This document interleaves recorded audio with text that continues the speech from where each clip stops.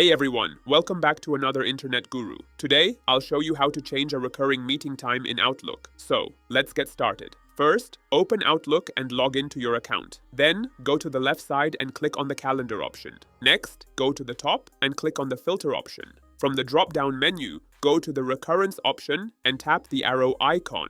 If you want to change the time for the entire series, select the series option.